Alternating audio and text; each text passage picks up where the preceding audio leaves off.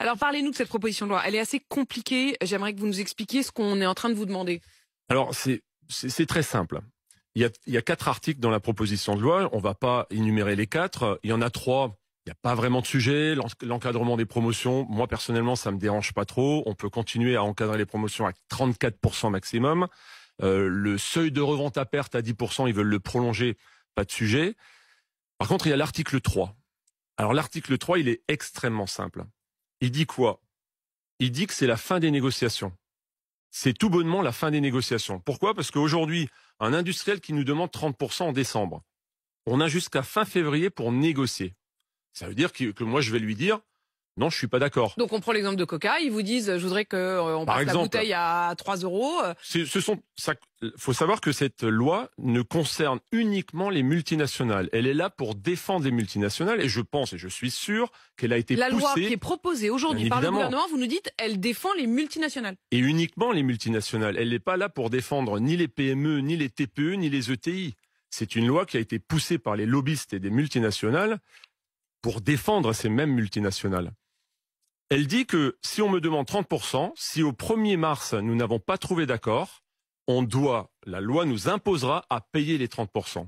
Alors le député que j'ai rencontré et que je respecte beaucoup... Le député, alors qu'on replace les choses globalement, il y a donc un député qui s'appelle Descrozaille qui a proposé donc cette loi qui a été validée hier en commission des affaires économiques. C'est donc une proposition de loi de la majorité qui a donc pas mal de chances d'aboutir et en effet de vous être imposé. Ce que vous nous dites là, c'est que en fait vous êtes dans les mains, c'est-à-dire qu'on va vous donner 2 mois, mais au final les multinationales savent qu'elles sont gagnantes, puisque si la négociation, si vous n'acceptez pas leur négociation pendant les 2 mois, à la fin vous serez obligé. Sachant que ces mêmes multinationales, depuis des années... Je comprends pas l'intérêt dans un moment d'inflation, dans un moment de lutte. C'est le pire moment, c'est une loi pro-inflation. Ça va exploser. C'est pas moi qui le dis. Le président de la FEF, qui est le patron des PME, des ETI et des TPE, a dit dans la presse, ça va entraîner des hausses de 30 à 50% sur les étiquettes des rayons. Donc c'est une catastrophe pour les Français. C'est une loi qui est pro-inflation, qui est pro-multinationale, mais surtout pas pour le consommateur. Vous êtes vent debout contre cette loi. Et le député a dit il va prolonger d'1 mois. Mais ça va rien changer. Mais c'est les lobbies, c'est quoi? Pourquoi? Mais bien sûr que c'est les lobbies. Il y a des lobbies très puissants de la part des multinationales. D'autant plus que ces multinationales, depuis des années, sont dans l'opacité la plus totale, grâce à la loi LME.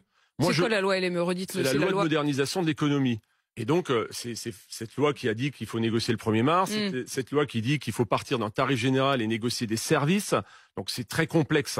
Mais tout ça pour dire que je demande de la transparence. Moi, je suis prêt à payer des hausses, j'ai pas de problème. On le voit tous les jours, la hausse de l'énergie, la hausse des matières premières. Je suis prêt à payer des hausses. Mais en face, il me faut une transparence.